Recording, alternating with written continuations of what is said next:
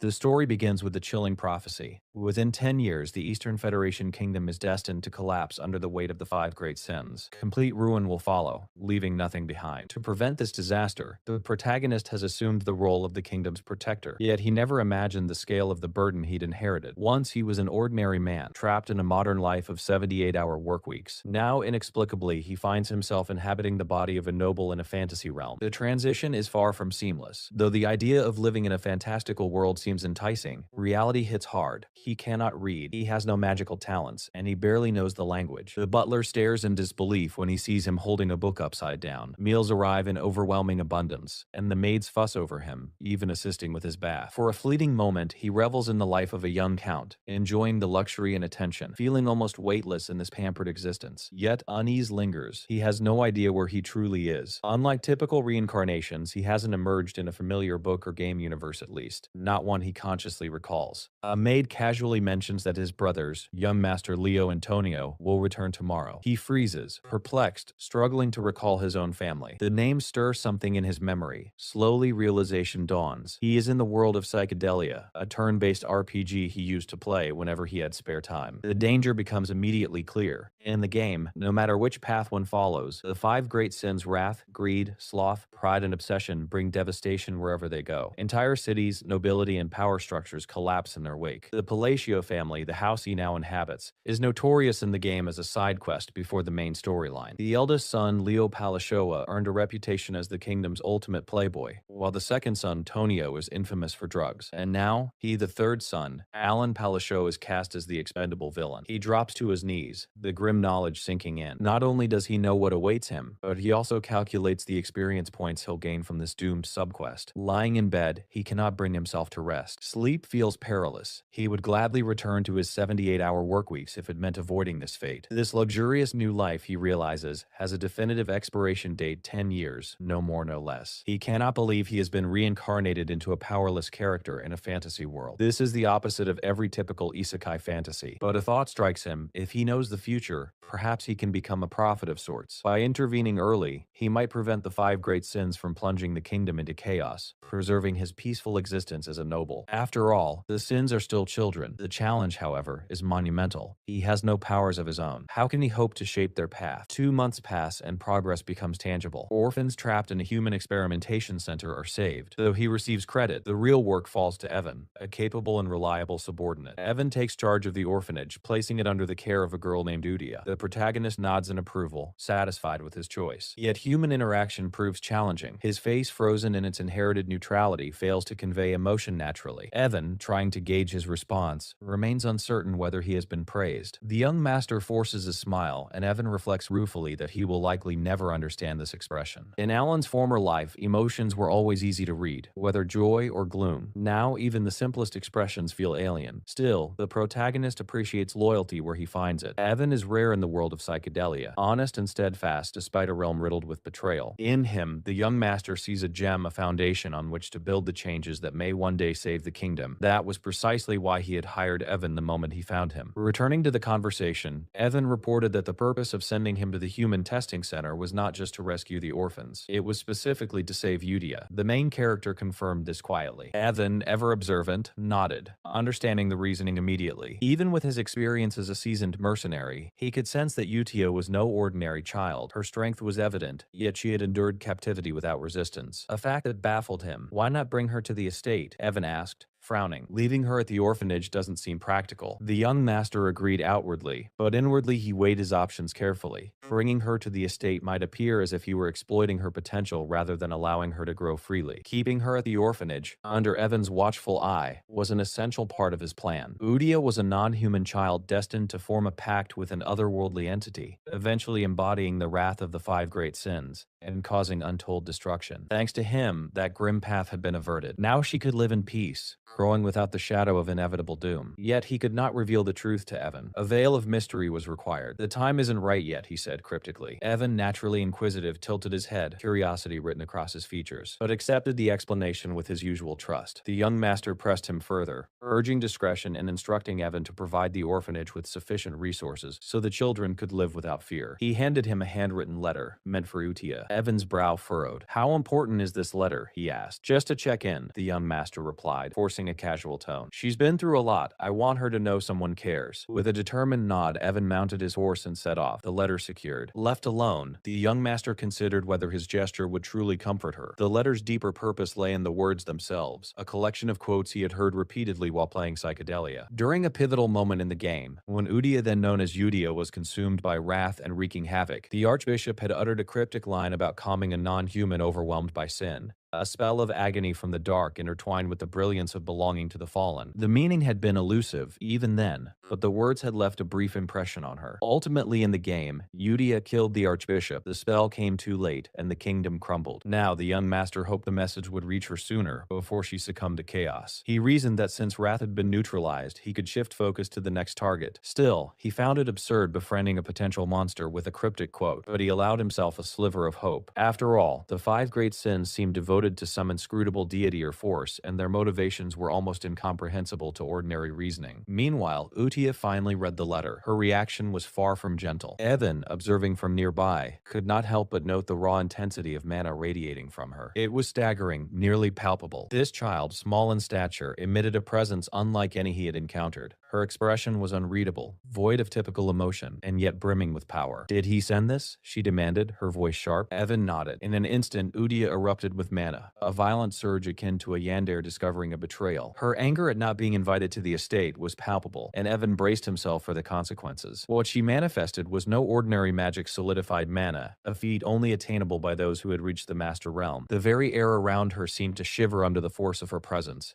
Evan remembered the young master's words. It wasn't the right time for him to meet Udia directly. Surprisingly, that excuse worked. Udia calmed down slightly, her sharp eyes narrowing as she interpreted the cryptic line from the letter a message only she and her master could understand. Evan, standing nearby, could only stare, utterly bewildered by the scene unfolding before him. Despite her yandere-like intensity, Udia insisted she grasped the meaning of the message. This girl, resembling a certain blood fallen from Overlord in both appearance and aura, was no ordinary child. She carried the wrath of her monstrous lineage, destined to become the infamous Bloody Queen, Utia. Yet, now, thanks to the young master's intervention, she was spared the destructive path the game had foretold. Back at the estate, the young master allowed himself a brief moment of satisfaction. He had, in his own small way, stretched the span of his peaceful life a little further. As sleep approached, he imagined the moon above casting an approving glow, almost as if the celestial body itself was cheering him on. Before dozing off, he placed a primrose flower on his bed, a quiet personal ritual. All he truly desired was a long, comfortable life free of chaos. It seemed like such a modest wish. In Astria Kingdom, primroses symbolized remembrance for wounds or old scars, often placed during funerals. A subtle irony that didn't escape him. He was indeed in deep trouble. The next morning found him in the estate library, surrounded by towering shelves, as if the books themselves were conspiring against his illiteracy. He was searching for clues about the 3rd landmine among the 5 great sins, a process that left his head throbbing. Evan interrupted with good news. The 2nd child had been rescued successfully thanks to the young master's intelligence about her location. "Did you make sure she was treated gently?" he asked. Evan nodded. "Yes. After removing her from the illegal slave market, we ensured she was safe and cared for." Before Evan could continue, the library door burst open, sending them both staggering. Tonio, the 2nd Palaccio's son, had arrived. With a sneer, he mocked the young master. "How does an illiterate fool like you even hold a book?" The young master's expression remained untouched, his eyes calm, almost bratty in their defiance. Tonio pressed further, trying to provoke him. "Our protagonist considered fighting back after all." This was how Alan would have reacted, but the effort seemed unnecessary. Low-key survival was far more appealing. "I'll be leaving," he said simply. "Looks like you want the library more than I do."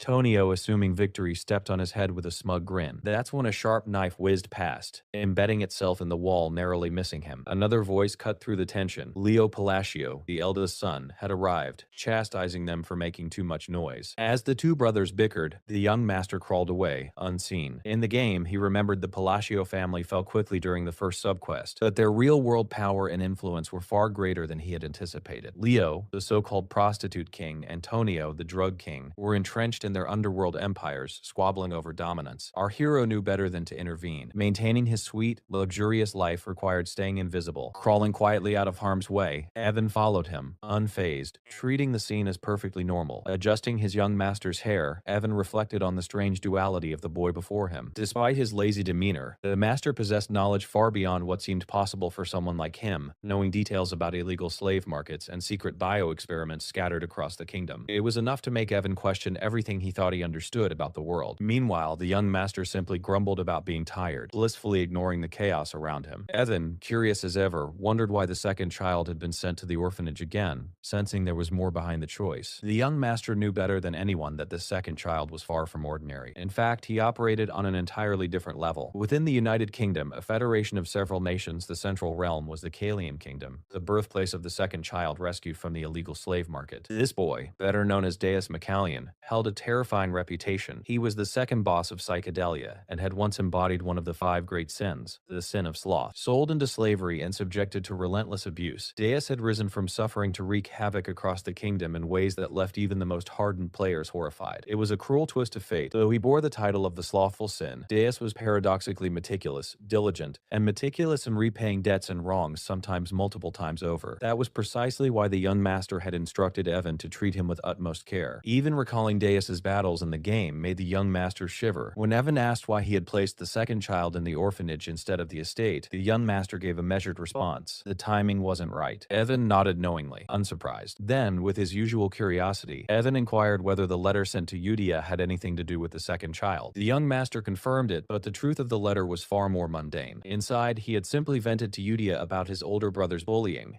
and instructed her to look after the second child, who was feeling a bit worn down. And to be fair, that wasn't far from the truth. Deus did indeed need time to rest, heal, and gather his strength. At the orphanage, Deus kept to himself, nursing a body marred by cuts and bruises. Udia approached him, concern lacing her sharp voice. "Are you broken?" she asked, her eyes narrowing. Was this the work of the Black Goat? The very mention of that name caused a flicker of reaction in Deus. In her characteristic yandere fervor, Udia continued, acknowledging that despite his injuries, he had been chosen. She spoke of the Blue Moon, the alias the young master had earned among their inner circle, and explained that, under his guidance, an organization was forming. If Deus remained loyal and obeyed, he would have his chance at revenge. Something stirred within him at her words. Magic, or perhaps the innate authority of the sin of sloth itself, began to awaken, resonating deep inside him. With that matter settled, Udia excitedly prepared her first reply to the letter, practically trembling with anticipation. Meanwhile, back at the estate, the young master remained buried in the library, painstakingly researching ways to track down the third child. His concentration shattered when Evan burst through the door, panic written all over his face. "Sir, we're in serious trouble," Evan reported. "The second young master of the Palacio household. He's dead." Though the young master had anticipated this eventuality, the swiftness of events still caught him off guard. The funeral had been arranged almost immediately. What shocked everyone far more, however, was the glaring absence of genuine mourning. Even their father had attended as usual, flanked by two prostitutes. A display so absurd it left the young master momentarily speechless. Bringing drugs and women to your own son's funeral? That was crossing a line even for the Palacios. He'd always known this family was dysfunctional.